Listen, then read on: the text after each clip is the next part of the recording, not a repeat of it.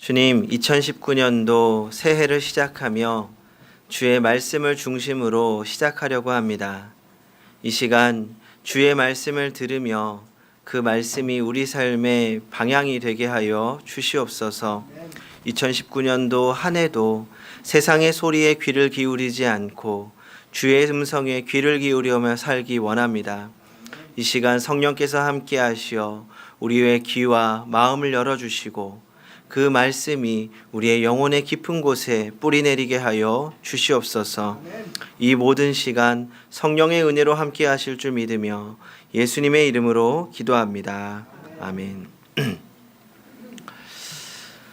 제 방을 처음으로 방문하신 분들은 2번 놀라십니다.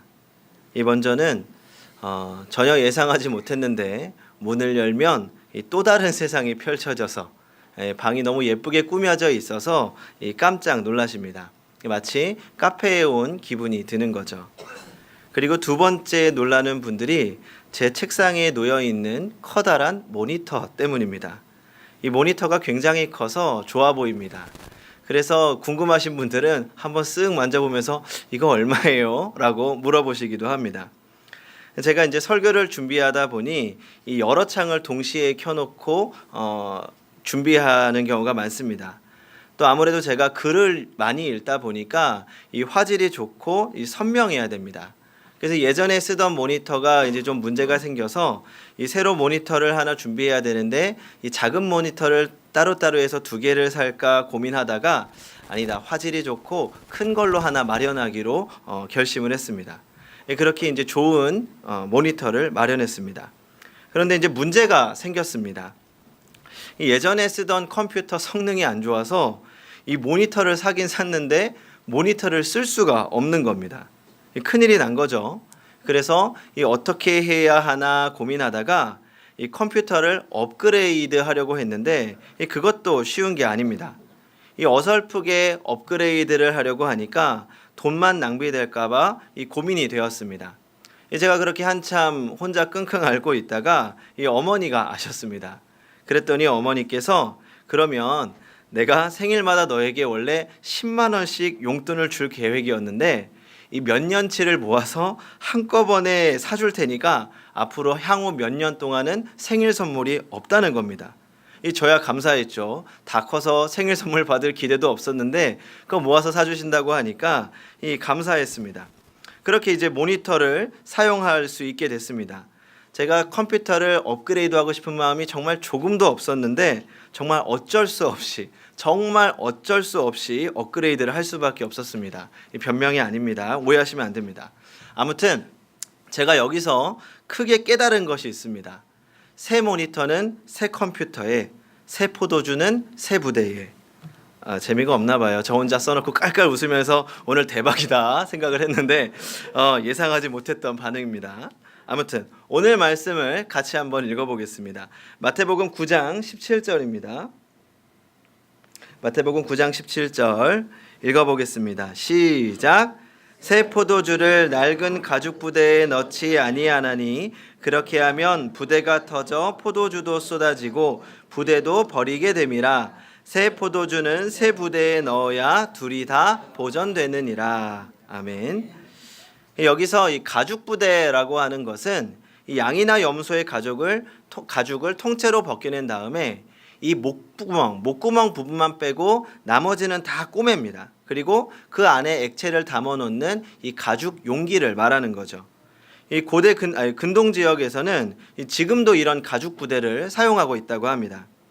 그런데 이 가죽 부대가 낡아서 튼튼하지 못할 경우에는 거기다 새술을 담아두게 되면 새술에서 생겨나는 이 발효력을 감당하지 못하는 겁니다. 그래서 신축성이 없는 이 낡은 가죽 부대는 이 발효성을 견디지 못하고 터지게 되는 거죠.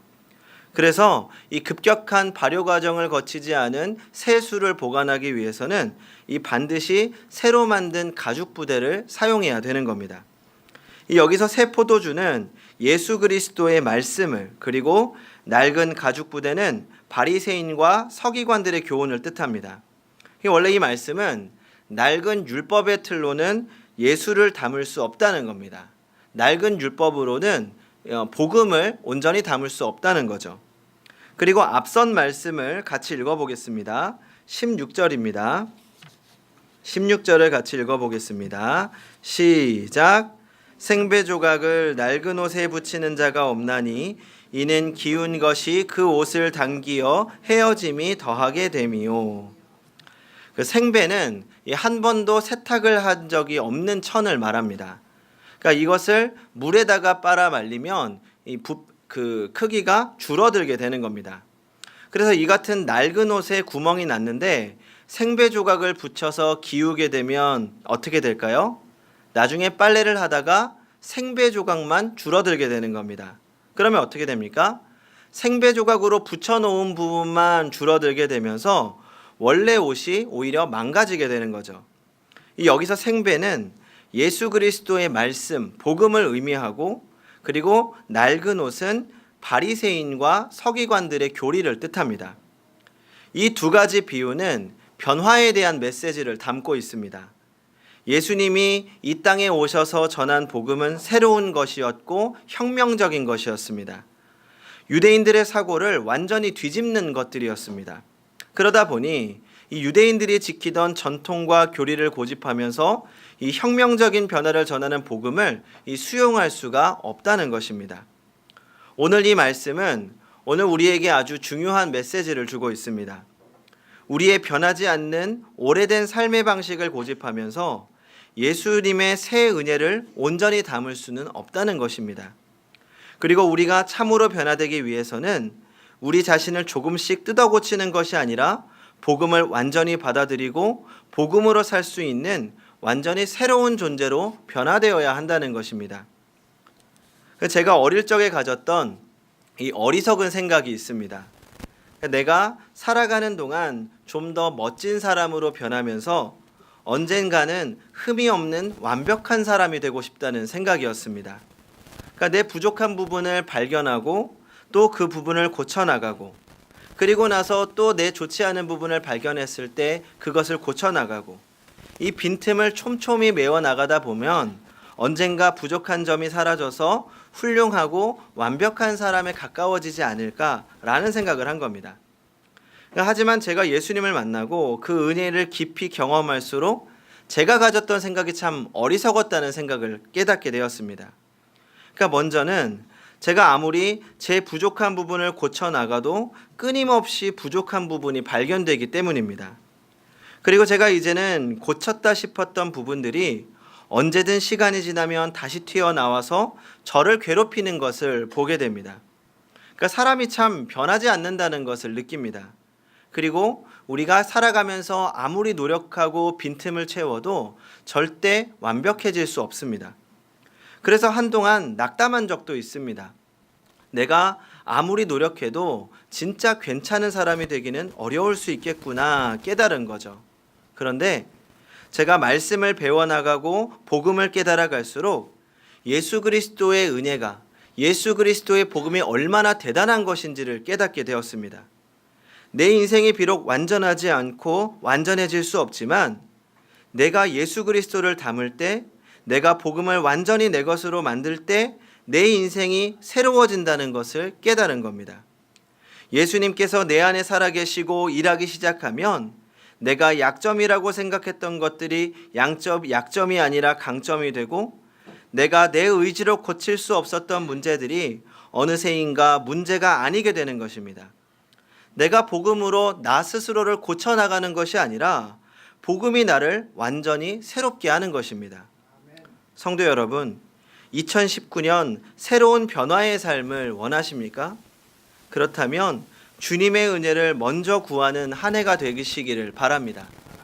지난 2018년 한 해도 우리는 많은 계획들을 세웠고 많은 계획들이 실패했습니다.